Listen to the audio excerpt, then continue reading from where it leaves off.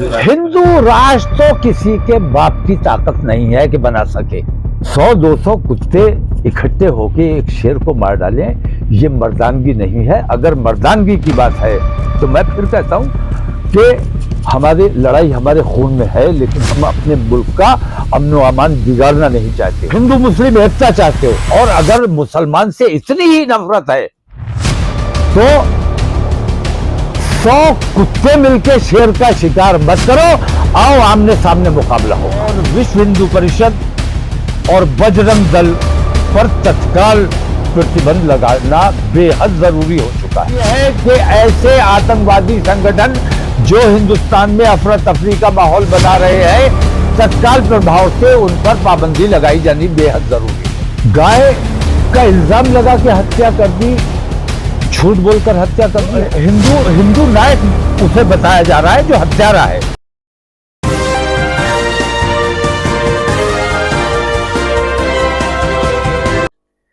मेरा उद्देश्य इस वक्त यह है कि जो भिवानी कांड हुआ है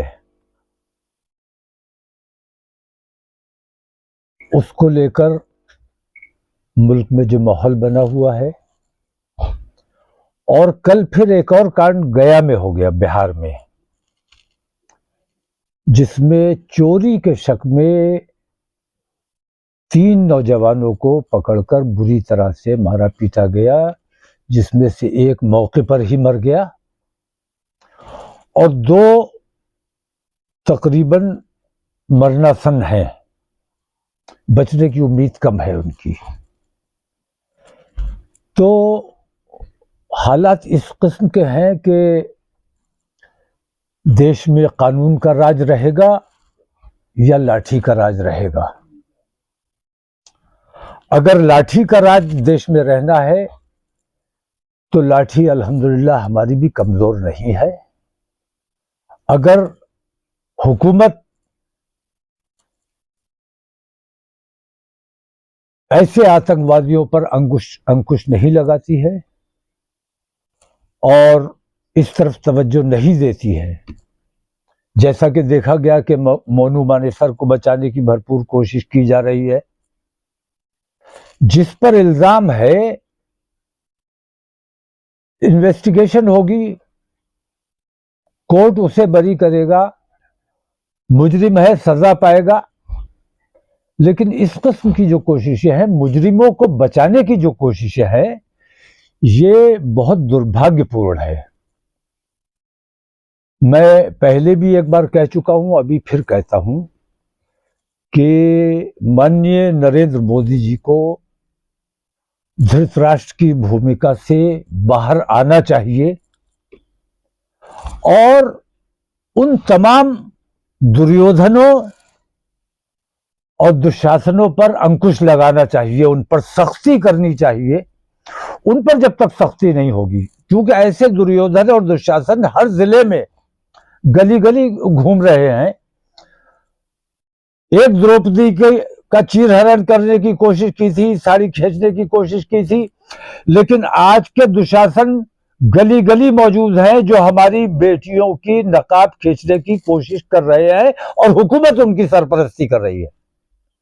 हमारे नौजवानों को कत्ल किया जा रहा है, गली गली दुर्योधन घूम रहे हैं और हुकूमत उनकी सरपरस्ती कर रही है। भिवानी हादसे के बारे में तो मैं ये कहूंगा कि आपको याद होगा कन्हैया लाल की हत्या हुई। कन्हैया लाल की हत्या जिन 2 मुसलमानों ने की, बाद में यह साबित भी हो गया कि वो भारतीय जनता पार्टी से जुड़े हुए लोग थे। लेकिन इसके बावजूद मैं ये कहता हूं कि वो भारतीय जनता पार्टी से जुड़े हुए थे या नहीं थे, लेकिन मुसलमान थे। मुसलमान की हैसियत से उनकी पहचान हुई। पूरे हिंदुस्तान में आप एक भी ऐसा बयान बताइए या एक भी ऐसा शख्स बताइए जिसने कन्हैया लाल की उस हत्या की हिमायत की हो। पूरे हिंदुस्तान ने उसकी मुखालफत की, खासतौर से मुसलमानों ने उसकी सख्त मजम्मत की। आज मैं देख रहा हूं कि भिवानी हत्याकांड के जो आरोपी हैं उनकी हिमायत में जलसे किए जा रहे हैं, सभाएं की जा रही हैं, धरने दिए जा रहे हैं और इस हद तक बढ़ चढ़कर हिस्सा लिया जा रहा है कि पुलिस की भी टांगें तोड़ देने की हद तक बात पहुंची है। तो हुकूमत को यह गौर करना है कि ये जिनके दिलो दिमाग में हुकूमत ने अपनी हुकूमत साजी के लिए जो जहर भरा था, ये आज उनके कंट्रोल में नहीं रहे हैं। मैं ये महसूस करता हूं हुकूमत यकीनन ये चाहती होगी कि इस किस्म के मामलात ना हो, लेकिन ये जहर भरे हुए लोग उनके कंट्रोल से बाहर हैं। वाहिद रास्ता मैं ये समझता हूं कि इस वक्त यही है कि जिन लोगों ने उन आतंकवादियों के हिमायत में सभाएं की हैं, धरने लगाए हैं और पुलिस को चैलेंज किया है। पुलिस को चैलेंज किया जाता है अगर बिहार में, पंजाब में, तो सारा मीडिया चीखने चिल्लाने लगता है, लेकिन पुलिस को जब चैलेंज किया जाता है हरियाणा में और राजस्थान में तो खामोश मीडिया। ये अन्याय है। इस वक्त मैं समझता हूं कि हुकूमत के पास वाहिद रास्ता है, सख्ती का फैसला लेना चाहिए और नरेंद्र मोदी जी से मैं ये उम्मीद करता हूं कि उन्होंने हमेशा सख्त फैसले लिए हैं। इस वक्त अगर सख्त फैसला नहीं लिया तो उसके नतायज बहुत गंभीर हो सकते हैं। हुकूमत को फैसला लेना चाहिए कि विश्व हिंदू परिषद और बजरंग दल, इन दोनों आतंकवादी जमातों पर फौरन वैसा ही प्रतिबंध लगाना चाहिए जैसा पीएफआई पे या सीमी पे लगाया गया था। अगर सख्त फैसले नहीं किए जाएंगे तो उसके नतायज खराब हो सकते हैं और धृतराष्ट्र बने बैठे रहे तो मुझे अंदेशा है कि ये दुर्योधन एक और हमारे देश में महाभारत कराने में कामयाब हो जाएंगे, जो हमारे देश के लिए बेहतर नहीं होगा। हम कब तक सब्र करें? हमारे सब्र का इम्तिहान हुकूमत ने बहुत ले लिया है। अब हम हुकूमत को समय देते हैं कि अगर उन्होंने 15 दिन के अंदर हमारी इस मांग पर कोई नोटिस नहीं लिया, कोई हमें जवाब नहीं दिया, कोई उनका फैसला हमारे सामने नहीं आया, तो हम मजबूर होंगे पार्लियामेंट का घेराव करने के लिए और इंशाल्लाह बरेली से नहीं बल्कि पूरे हिंदुस्तान के मुसलमानों से आह्वान कर रहा हूं मैं कि 15 दिन के बाद इंशाल्लाह हम लोग दिल्ली में, सारे हिंदुस्तान के मुसलमान 15 दिन के बाद, डेट अभी मैं फाइनल करूंगा। आज मैं सिर्फ इतना कहना चाहता हूं कि जिन लोगों ने उनकी हिमायत में सभाएं की है उनके खिलाफ कार्रवाई की जाए। हत्या हो जाना, इतना गुस्से में हत्या हो गई, गाय का इल्जाम लगा के हत्या कर दी, झूठ बोलकर हत्या कर दी। हत्या को मैं इतना गंभीर नहीं मान रहा हूं। गंभीर बात यह है कि हत्यारों के हिमायत में जो जलसे किए जा रहे हैं, यह बहुत गंभीर बात है। इससे माहौल यह बन रहा है कि आप किसी की हत्या कर दीजिए, कत्ल कर दीजिए, कानून अपने हाथ में ले लीजिए और आपको आपकी कौम जो है वो हीरो बना देगी। उसको नायक की, हिंदू नायक उसे बताया जा रहा है जो हत्यारा है। तो ये बातें बहुत गंभीर हैं। इन गंभीर बातों पर हुकूमत को संज्ञान लेना चाहिए और इस सिलसिले में कार्रवाई फौरन करनी चाहिए। मौलाना साहब, जो बागेश्वर धाम के बाबा हैं धीरेन्द्र शास्त्री जी, वो भी लगातार हिंदुत्व की बात कर रहे हैं। वो नहीं, हिंदुत्व की बात अच्छी बात है, हिंदुत्व की बात कीजिए। हिंदू राष्ट्र होने की बात, हिंदू राष्ट्र तो किसी के बाप की ताकत नहीं है कि बना सके, कोई नहीं बना सकता। हिंदू राष्ट्र का सवाल नहीं है, हिंदू राष्ट्र तो है। जब आरएसएस प्रमुख ये कहते हैं कि डीएनए एक है, सब हिंदुस्तानी है, हिंदू राष्ट्र का मतलब यह है कि हिंदुस्तानी राष्ट्र, या हिंदू राष्ट्र का मतलब यह है कि तिलकधारी हिंदू, चुटिया वाले हिंदू? धर्म हिंदू है या हम हिंदुस्तानी की हैसियत से हिंदू है? हिंदू राष्ट्र है। और इस किस्म की जो बातें करते हैं, मैं ये समझता हूं कि उनके ऊपर अगर देशद्रोह की कार्रवाई नहीं की जा रही है तो ये हुकूमत अपने पैर पर कुल्हाड़ी मारने का काम कर रही है। आने वाला वक्त इतिहास इन्हें कभी माफ नहीं करेगा अगर इन्होंने संज्ञान नहीं लिया। मैं फिर एक बार चेतावनी देता हूं, खुलकर चेतावनी देता हूं कि अगर इन दुशासनों और दुर्योधनों पर अंकुश नहीं लगाया गया, इन पर पाबंदी नहीं लगाई गई, तो मुझे अंदेशा है कि मेरे मुल्क में एक और महाभारत हो सकता है। उस महाभारत से हम अपने देश को बचाना चाहते हैं, इसलिए आप लोगों के जरिए हम हुकूमत तक अपनी ये बात पहुंचाना चाहते हैं। कौन है वो लोग? कौन लोग हैं? सामने हैं आपके, सारे आपके सामने हैं। सारे रावण, सारे दुर्योधन, सारे दुशासन आपके सामने है। और आप मुसलसल ये देख रहे हैं कि ये सारी बेईमानियां उनकी सरपरस्ती में हो रही है और वो आंखें मूंदे बैठे हुए हैं, सब कुछ देख रहे हैं और कोई कार्रवाई नहीं कर रहे हैं। ये बहुत बड़ा अन्याय देश के साथ हो रहा है। इस पर फौरन सख्ती से अमल किया जाना चाहिए। अगर देश में अमन अमान चाहते हो, शांति चाहते हो, भाईचारा चाहते हो, हिंदू मुस्लिम एकता चाहते हो, और अगर मुसलमान से इतनी ही नफरत है तो 100 कुत्ते मिलकर शेर का शिकार मत करो, आओ आमने सामने मुकाबला होगा। अगर हिंदू इतनी ही मुसलमानों से, लेकिन मैं ये देखता हूं कि महाभारत में भी मैंने देखा कि कुछ के अलावा बाकी सारे लोग जो थे वो अच्छे थे, वो चाहते थे कि ना हो ये सब जो हो रहा है, जो बेईमानी हो रही है ये ना हो, लेकिन वो कहीं ना कहीं मजबूर हो गए। तो आज भी मैं देख रहा हूं कि लोग मजबूर हैं, डरे हुए हैं, खौफजदा हैं।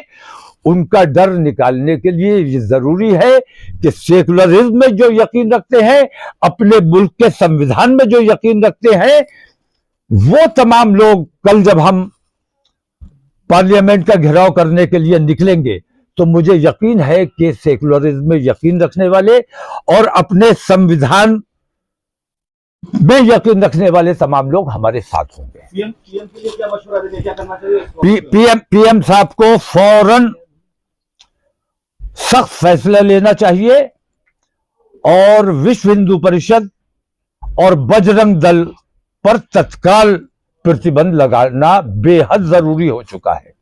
क्या बागेश्वर बाबा के लिए अल्टीमेटम दे रहे हैं? नहीं, बागेश्वर बाबा, मैं किसी के लिए कुछ नहीं कर रहा हूं। मैं हुकूमत के लिए बात कर रहा हूं।